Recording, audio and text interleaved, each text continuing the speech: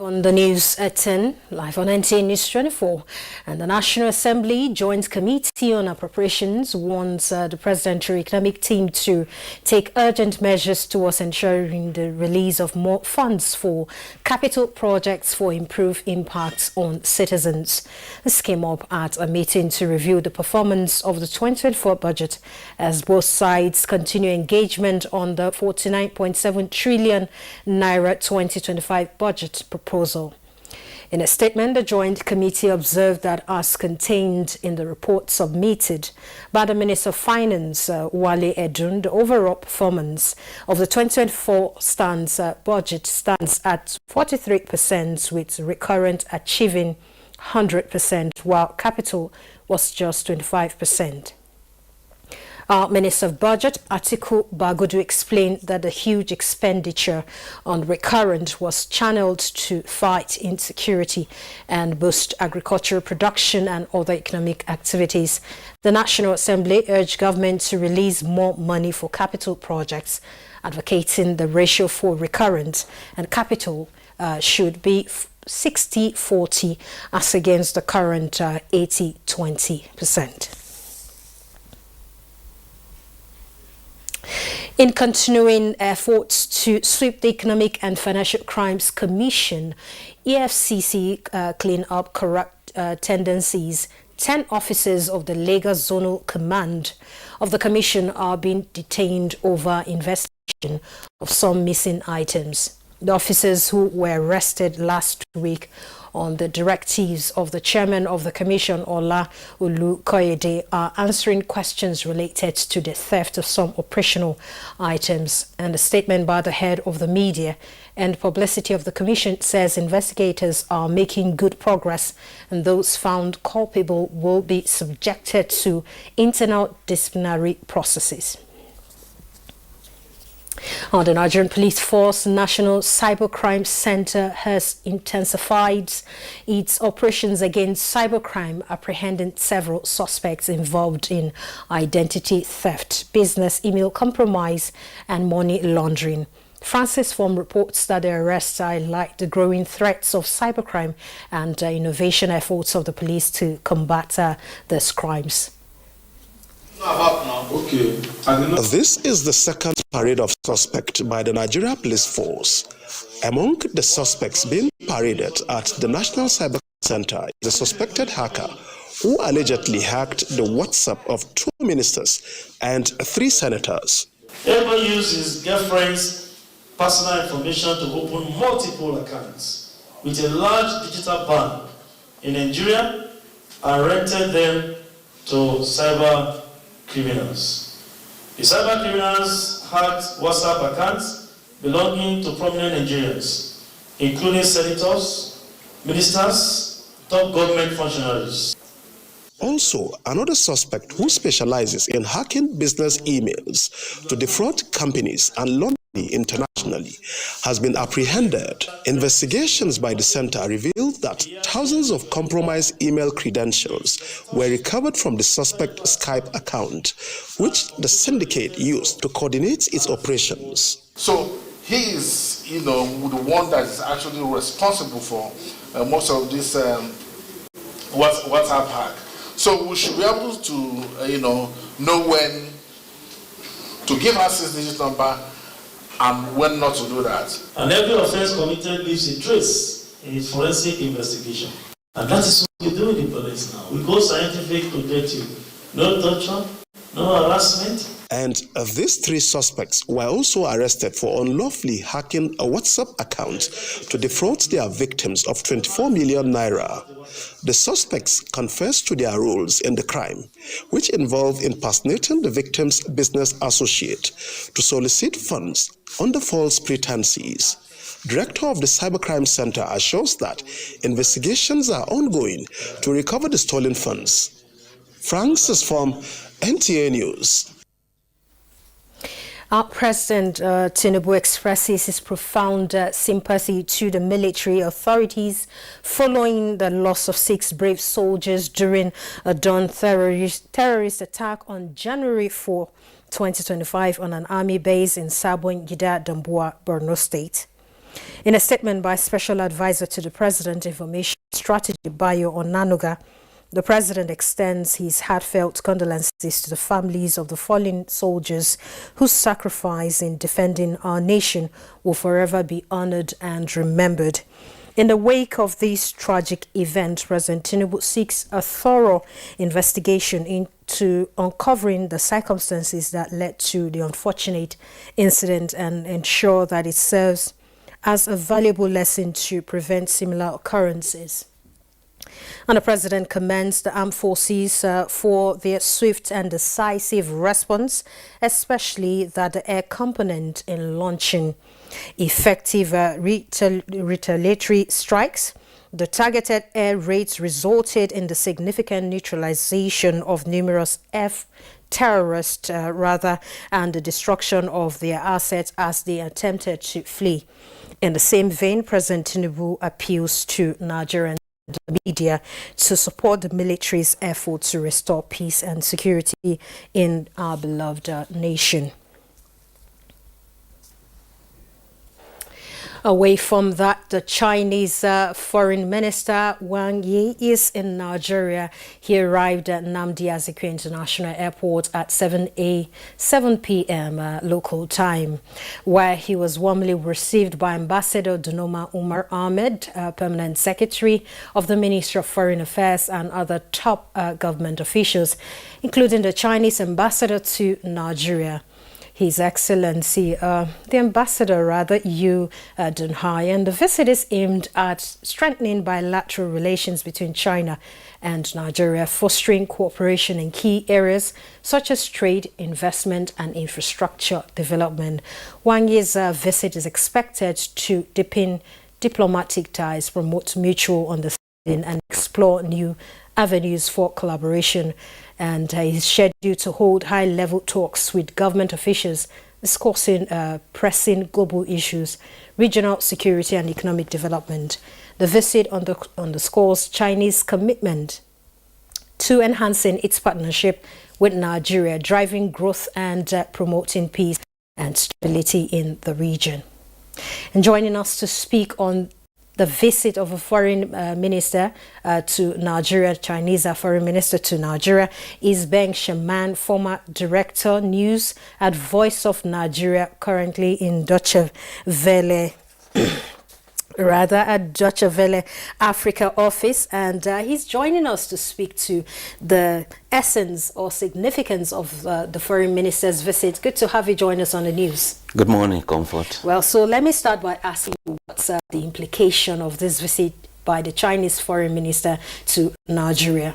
Yeah, you see, Wang Yi's coming to Nigeria is to a kind of play that usual role of front runner. He is here to still announce and emphasize, tell Nigerians, Nigeria and China are still good friends. And in doing so, thereafter, you're likely to see some trade delegations coming in, and thereafter, another high kind of powered delegation coming, either led by a premier or something. So in all, it's been good so far, because when Boko Haram first struck, Nigeria was looking for arms in America, in Europe. They never got. They even tried through the window in South Africa. They never got. But China came in handy. So all the while it's been good between Nigeria and China. And I think that the relationship that should be symbiotic, so to speak. So how can we as a country make the most of this visit? Yeah, we can make the most of it by seizing the opportunity, because China has always remained a friend who will invest in a situation where there is insecurity. Look at constructions where you never thought that some foreigners will go do some construction work. You find them there. Is it the railway system that will spine through bushes? You find the Chinese there. And so they all are here to assist. And you could see their headquarters along the airport road, Chinese Civil Aviation Construction Company. Apart from that, in terms of realizing the regional power or nature of Nigeria, you could see that they're constructing the ECOWAS Parliament or ECOWAS Secretariat along the airport, and it is tagged the Eye of West Africa. In other words, when you are passing through that airport, either going or coming, you must pass and see that eye. In other words, all eyes are on Nigeria, and therefore we expect that the railway system will work. And again, you look at the balance of trade. You can see that it's a bit lower compared with what China gets from us. It's higher. I mean, what we get from China is higher than what China gets from us. So there is the need for Nigeria to up its own ante. What can Nigeria export to China? Two great countries with great populations, and populations that you don't joke with. Therefore, there is high demand of Chinese products, high demand on the side of Nigeria.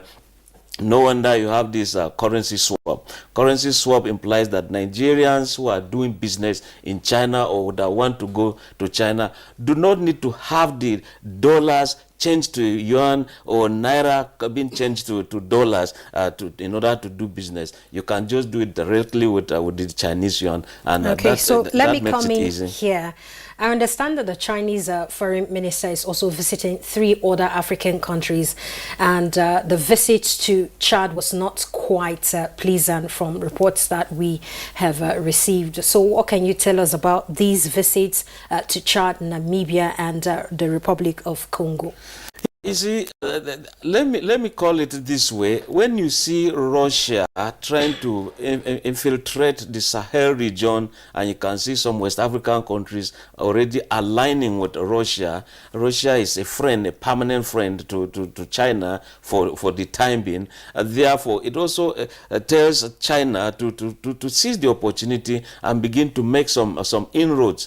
You remember before now, these countries, Burkina Faso, Mali, Niger, they've sent France packing, then Chad is following. So if you send these countries packing, it also implies that you need some security, some equipment from China, and that's why the Chinese Foreign Affairs Minister, Wang Yi, is also going to Chad. You look at the railway system that is being built in Namibia, so it's a thing that China simply wants to ensure that countries are linked by railway. Apart from that, in terms of trade and balance of trade, they've been a kind of symbiotic, and at the United Nations, therefore, there might be some moves to also woo these countries permanent representatives at the UN. Each time there is a motion, each time there's an issue that requires some voting. So you see that they might be leaning towards China, and that's why this man has to go to these countries to ensure that he woos them for China. Okay. But again, in wooing them, they should also ensure that China helps these countries. Very important points you made there. Thank you so much, Ben Shemank, former Director News at the Voice of Nigeria, and he's now with Deutsche Welle Africa office. Thank you so much for making out time to join us on the news. And like you said, we look forward to having better bilateral relation with the Chinese people and government as well. Thanks for having me. Meanwhile, Chad says its military has foiled armed assault on presidential complex in the capital in N'Djamena. And the attack came just hours after China's foreign minister Wang Yi met with government officials in the capital. Media sources revealed that at least 19 people have been killed by armed fighters that stormed the presidential complex, according to the government. And of course, 8 out of 20 men were killed in the failed assault on the president's office on Wednesday evening, and one member of the security forces also died in the gun battle. The attack comes less than 2 weeks after Chad held a contested general election that the government hailed as a key step towards ending military rule, but what was marked by low turnout and opposition allegations of fraud. The news at 10 is reaching you live on NTA News 24, still ahead. Again, tragedy strikes Abuja Central Market. Fire destroys property, leaving traders in despair.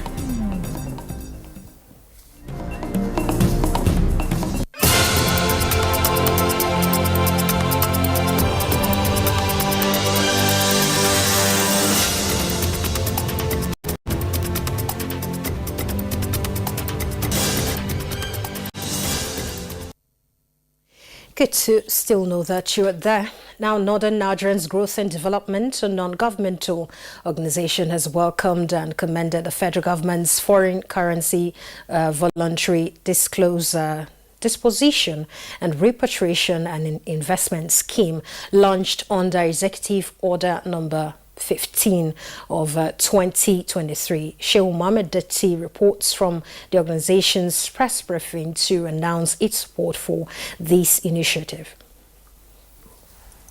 Nigeria has outlined its objectives, including promoting investment, public policy advocacy, and corporate social responsibility.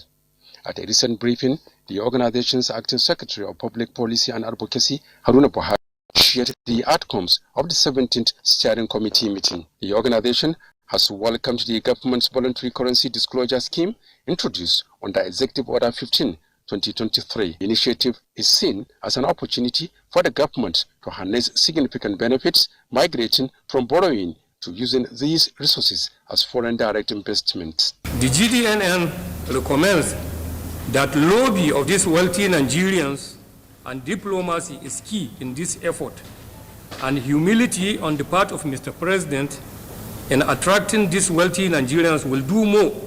The organization has also made key recommendations, including the integration of dairy development into new Ministry for Livestock Development, adopting the PTF model to address poverty and job creation, and completing the abundant Ajakuta Kaduna Kano Katsina gas pipeline project. The GDNN also recommends to government that the solid minerals mining sector will benefit a lot from being exposed to the same model the oil and gas sector was and still is subject to, in which sufficient data on these minerals were generated. In its final remarks, the organization urged the Minister of the Federal Capital Territory and the Minister of Health to visit the Pape Hill settlement in Buari, taking immediate action to address the health hazard posed by overcrowding. In Abuja, Shehu Mohammed Datti, NTA News.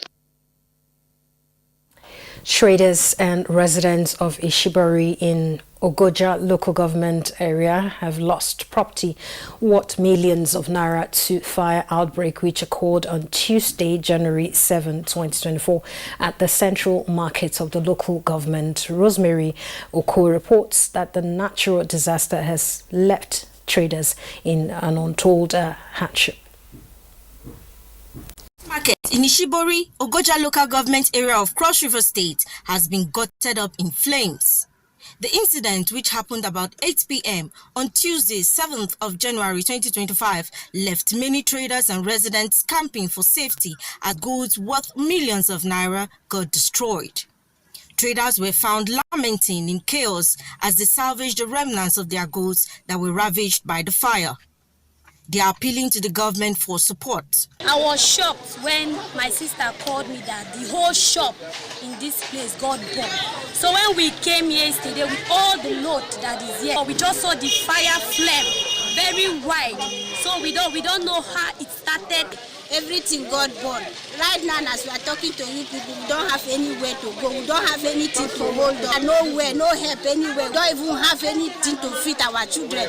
We are stranded. We need help. Any help they can render to me, I will receive because I'm armed here. So I just lost my husband and just coming out from my business. The Director General of the State Emergency Management Agency, Gio Antiga, while assessing the damage done, assures them of government intervention. The chairman of Abuja local government area, Christopher Agbe, miffed by the recurring fire incidents in the local government area, says investigation will unravel the cause of the inferno. He appeals to the shop owners and traders to be rest assured of government intervention to ameliorate their sufferings. On the side of SEMA, we will do the assessment, check the extent of the damage, what has been damaged, all those affected. And then we do a report. They will decide on what kind of relief support they will bring to the people being affected. Saying that we are putting our heads together. I was hoping to my house assembly about today. I was also trying to say I will speak with the governor, the deputy governor and the governor. Let's know exactly. It is important to note that similar fire incident had happened on Sunday, 5th of January, barely 48 hours, few meters away from the current location at precisely the State High Court in Abuja, which calls for concern by all in Abuja. In Abuja local government area of Cross River State, Rosemary Oku, NTA News. A magistrate court sitting in Jamaica, Yola, Adamawa State has convicted and sentenced one Nuhu Isa to 6 months imprisonment with an option of 20,000 naira fine for criminally intimidating FRSC patrol team. The defendant, a passerby, had on 5th of January 2025, while recording FRSC patrol team, intimidated and further instigated passengers to mob the FRSC team who were conducting their lawful duty. Reacting to the judgment, the court martial FRSC Shehu Mohammed had emphasized the unwavering commitment of the FRSC towards creating safety on all Nigerian roads, and further reiterated that FRSC staff cannot be deterred by threats from miscreants.